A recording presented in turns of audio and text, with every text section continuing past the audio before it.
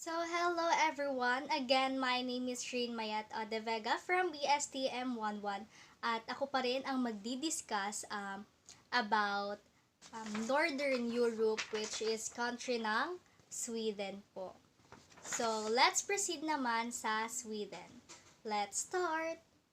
So, let's proceed sa Sweden. Sweden is the geographical region known as Scandinavia in Northern Europe. Large forests cover half of the country and over 100,000 lakes that the landscape. The lakes and over 24,000 islands are all open to the public through Sweden's tradition of right to public access. In the fall and spring, there are spectacular light shows in northern Sweden known as the Aurora Borealis or Northern Lights. Same sa Norway, merong Aurora Borealis and Northern Lights. The dazzling green or red lights, which fill the late night sky, are caused by collisions of tiny particles high in the Earth's atmosphere. The other name of Sweden is Kingdom of Sweden. The tagline naman is The Land of the Vikings or Sweden, a Better Place. The capital naman is Stockholm. May ipapakita akong video kung gaano kalawak ang Stockholm, which is yung capital ng Sweden. So yes, this is the capital of Sweden, which is the Stockholm. Yan, ganyan po siya. Maliit lang sa picture pero malawak po yan kapag pinuntahan. So let's proceed sa flag ng Sweden. Yung yellow niya is stands for generosity. And then yung blue naman is stands for vigilance, truth, loyalty, perseverance, and justice. Then yung cross sign naman niya is the Nordic cross design traditionally represents Christianity. Then we have currency here which is Swedish krona or KR. Kapag may 1 Swedish krona ka, then i-convert mo sa Philippine peso, meron kang 5.73 pesos. And yung language nila is Swedish and yung religion is Lutheran. Same sa Finland, sa una natin diniscuss, which is yung Lutheran is emphasizes the Bible as the ultimate authority for Christian doctrine or believes in salvation by grace through faith alone in Jesus Christ. Yung recognizes two sacraments niya is baptism and communion. This is the major carrier of Sweden, which is Scandinavian Airlines, same sa Norway. Let's proceed to the most common cuisines of Norway. The first one is Swedish meatballs or köttbullar, a traditional Swedish dish made of ground beef or a mixture of beef and pork, served with lingonberry jam and mashed potatoes. Some people feel there should be grated onion in the meatball mixture itself. Yung ibang tao is mas nafe-feel na yung pagkain ng Swedish meatballs kapag may grated onion. While other prefer to dice the onion and fry it separately. Yung iba naman is gusto yung pa-dice yung paghiwa sa onion and ipiprito pa. Some people feel that their meatball should be served with thick brown gravy, while others prefer it with a thin meat juice. Yes, may iba-iba tayong prefer. The second one is gravlax, Swedish cured salmon. Swedes enjoyed gravlax as an essential part of the festive Swedish smorgasbord, such as Christmas, served with a sweet and strong mustard sauce. Yung smorgasbord sa next na um, most common cuisines natin. Sliced thinly and accompanied by a dill and mustard sauce, either on bread or with boiled potatoes. Yes, ayan po, Swedish cured salmon. Ayan yung makikita natin sa picture. May iba-iba talaga tayong prefer sa food.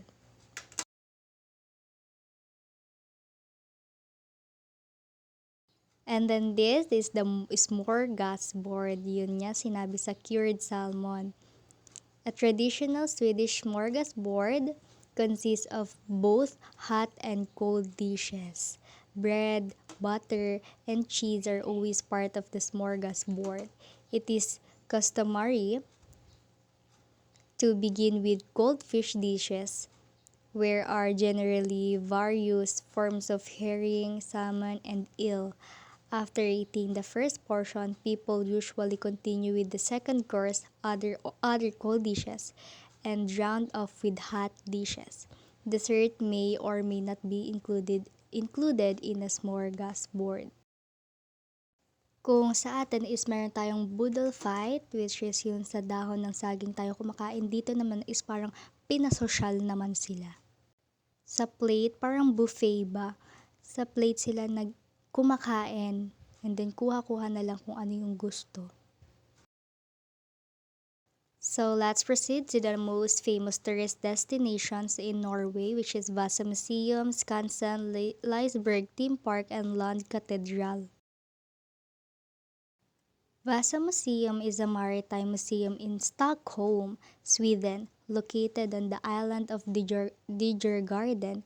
The museum displays the only almost fully intact 17th century ship that has ever been salvaged. The 64-gun warship Vasa that sank on her maiden voyage in 1628. The Vasa Museum is the most visited museum in Scandinavia, drawing in more than 1 million visitors a year. Grabe, 1 million visitors a year. Dahil siguro sa ganda ng museum na to, napupuntahan siya lagi ng mga visitors. Kaya kung ikaw mahilig ka ulit sa history, sa past, sa museum, then go for it. Next is Skansen, located on Djurgården Island in Stockholm, parehas sa Vasa Museum.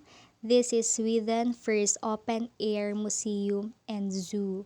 It was opened on 11 October 1891 by Arthur Hazelius, 1833 to 1901, to show the way of life in the different parts of Sweden before the industrial era. Yes, kung mahilig ka naman sa mga animals, ganon. Then, ayun, may museum din, mayroong zoo. Maganda siyang puntahan ng mga bata, mga matanda, ganon. Leisberg Theme Park, an amusement park located in Gothenburg, Sweden. That opened in 1923. It is one of the largest in number of visitors with about 3 million visitors annually. In addition to the summer season, the park is also open during October to December, albeit with fewer rides operating, hosting a Halloween season with various houses of horrors and the Christmas market. Para siyang kung sa atin is Feria or Enchanted Kingdom, meron din naman na sa Sweden na Leisberg Theme Park. Yes, kapag mahuli ka sa amusement park, go! Mga bata pwede dito. And the last one is Lund Cathedral. It is in the centra of the city, close to restaurants and cafes. There are no entrance fee or additional cost to enter the cathedral unless you want to buy some brochures or a guided tour. Lund is one of the Sweden's oldest cities, with the medieval town center, colorful houses, and cobblestone streets. Kung may Kalye Crisologo sa atin na cobblestone streets, meron din sa Lund Cathedral, and no entrance fee dahil simbahan po ito. And also, pag mahilig ka sa restaurants, sa mga cafes, pwede din, marami daw close to restaurants and cafes dito sa Lund Cathedral. And then, let's proceed sa festivals ng Sweden. The first one is Midsummer Festival or Midsommar kung meron sa Norway, meron din naman sa Sweden. Sa Norway is Midsummer Festival or Johannes, dito is Midsommar. Midsummer Eve 2025 is on Friday, June 20. It's always celebrated on a Friday between 19 and 25 June. Whole families or groups of friends gather to celebrate this traditional high point of the summer. People clap and maple with leaves and flowers and raise it in an open spot. Then traditional ring dance ensue to the delight of the children and some of the adults. Yun, ganon. Katulad sa Johannes is pinapalibutan nila yung tinayo nilang, ayan yung sinabi dyan na maple with leaves and flowers. Then may music and sasayaw sila. Ganon yung ginagawa sa Midsommar and sa Johannes. The second festival is Saint Lucia's Day. Each year on her feast day, children dressed up in all white. Kita naman sa picture, naka all white yung mga children. Wear a crown of candles and bake street Lucia buns to share with their loved ones and friends. Many churches also host a Saint Lucia procession where both boys and girls process while singing a hymn to Saint Lucia. Saint Lucia is celebrated throughout the world and honored by many cultures. In Sweden, Lucia symbolizes the coming end of the long winter nights. Yes, sinisimbolize siya kapag may Saint Lucia's Day, sinisimbolize siya na long winter night and return of light to the world. The holiday is celebrated on December 13, close to the winter solstice, which is the shortest day of the year. Yung Saint Lucia is inaano din na shortest day of the year, which kasi nga winter. So let's proceed tayo sa cultures ng Sweden. About family is you have the right to up to 60 days off per year to care for a sick child. Dito is sa Philippines is ilang araw ka lang umabsent, bawas na ang sahod mo. Pero doon, you have right na kahit 60 days off per year to care for a sick child, pwede. And then the next is giving gift etiquette. If you choose to give flowers, then ensure that the bouquet does not include white lilies or white chrysanthemums. I have here an example of white lilies and chrysanthemums. So I have example here of white chrysanthemums and white lilies. Kapag nakita nyo pong ganyan, yes, bawal po yan sa Sweden. Which is, this is white chrysanthemums. Ayan, ang pinagkaiba po nila ng white lilies, ang white lilies ay medyo patusok siya, then yung chrysanthemums is paganto, paganon yun. This is chrysanthemums and this is lilies. Bawal po yung ibigay kapag mag-aano ka ng bouquet or sa giving gift etiquette ng Sweden. This is the end of my discussion or reporting. Tack sa mycket or thank you very much. See you on the next trip. Hello everyone, my name is Rin Mayat Odevega from BSTM11. So let's proceed to the last country, which is this, Lithuania. Ang last country na i-discuss ko is Lithuania. So ano pang inaantay natin? Let's start! Let's get to know Lithuania.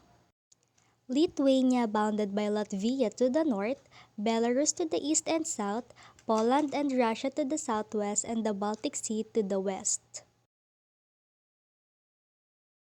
The other name of Lithuania is Republic of Lithuania or Lietuva. The tagline is the land of storks and endless forests. The capital is Vilnius. I have example here of Vilnius. The capital of Lithuania is Vilnius. Vilnius. Yes, ganyan po siya. Malabo po siya. Yan. Maliit siya sa picture, pero kapag sa totoo na is malaki. Yes, this is example of Vilnius, which is capital of Lithuania. So let's proceed sa flag of Lithuania. Yung yellow is to represent niya yung sun and prosperity. And yung green naman represents the forest, liberty, and hope. And then the red naman is represents the blood and bravery of those who have died for the country. Siguro yung mga nakipaglaban sa country na yon, nire-represent yung red na color. So, the currency of Lithuania is euro, which is kapag may 1 euro ka, same sa Finland, i-convert mo sa Philippine peso, meron kang 61.81 pesos. And the language naman is Lithuanian. Religion is Christianity. Meron din sa ating Christianity sa Filipino. So, we're the same. Kung meron sa Lithuanian, meron din sa Filipino.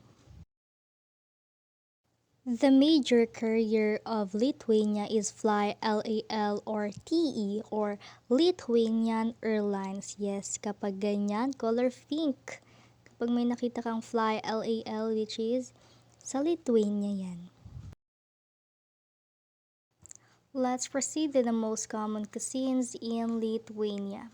We have 3 most common cuisines. Ano nga ba yung mga yan? Alamin natin sa next slide.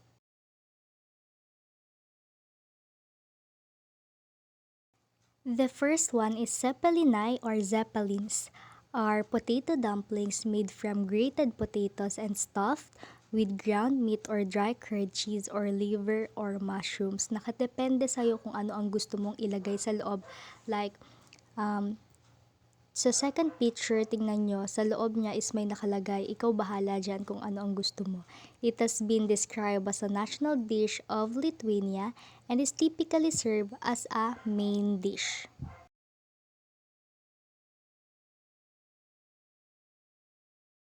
The second one is salty barshai or cold beetroot soup.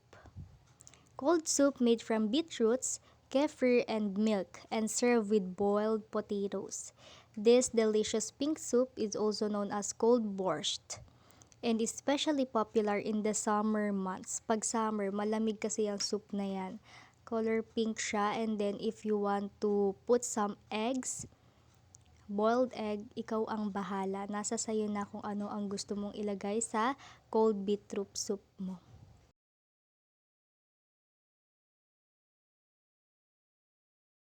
And the third one is, kung meron tayo empanada, meron silang kibinay. Traditional Lithuanian pastries made of yeast dough and filled with chopped meats and onions. They are crescent-shaped and baked in the oven. Kibinay are also known as kaibin or kibin. Yes, para siyang empanada sa atin. Pwede siya sa breakfast and sa merienda. So let's proceed to the most famous tourist destination in Lithuania. May 4 tayong famous tourist destination dito. Ano-ano nga ba ang mga pangalan niyan? Alamin natin sa next slides.